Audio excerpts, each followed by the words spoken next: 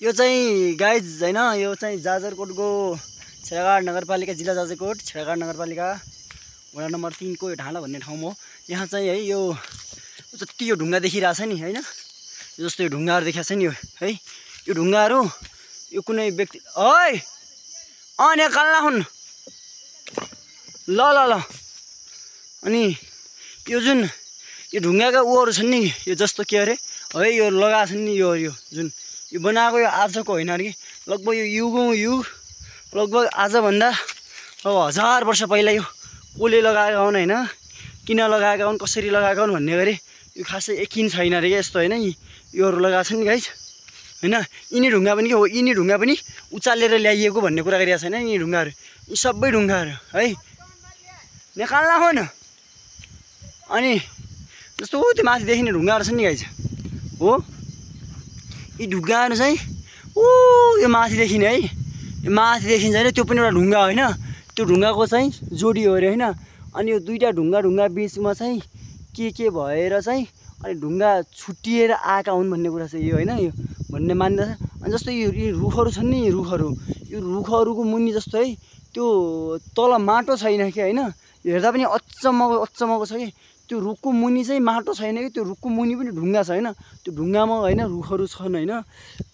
यो यहाँ चाहिँ अनि जस्तो बुढापाखाका कुराहरू सुन्ने हो भने है, बुढापाखाका कुराहरू सुन्ने हो भने चाहिँ अनि यो चाहिँ यहाँ चाहिँ यहाँभन्दा पहिले अब जस्तो जतिखेर मान्छेहरूले यो भूत प्रेत भन्ने हुन्छ नि, हो त्यतिखेर चाहिँ यहाँ मान्छेहरू बस्थे भन्ने कुरा, ती भूतहरू पनि यसैमा बस्थे, अथवा भूत हुन् क्या त्यहीँबाट अब जस्तो के अरे नरबाँदरबाट मान्छेहरू त्यहाँबाट परिवर्तन हुँदै गर्दाखेरि अब नरबाँदर हुने भन्ने पनि कुरा छ होइन।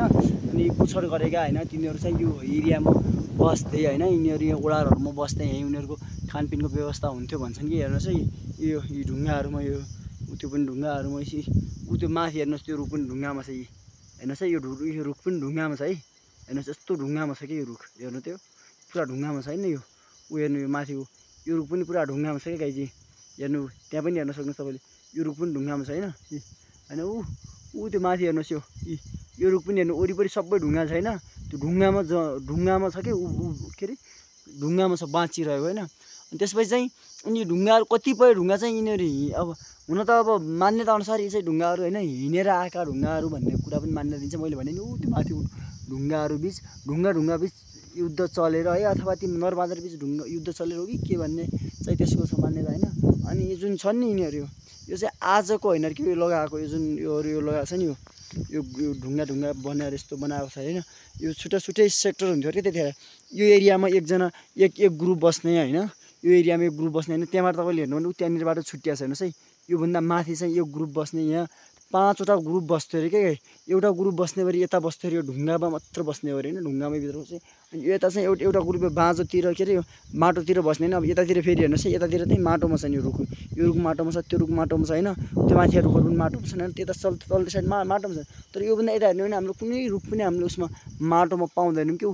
माथि हेर्ने हो भने हाम्रो पुरै ढुङ्गामा चाहिँ ढुङ्गामा माथि चाहिँ रुखहरू चाहिँ यस्तो छ होइन गाइज। यो यहाँको यो ढाँडा भन्ने ठाउँ होइन, यो जाजरकोटको यस्तो छ यहाँको अवस्था।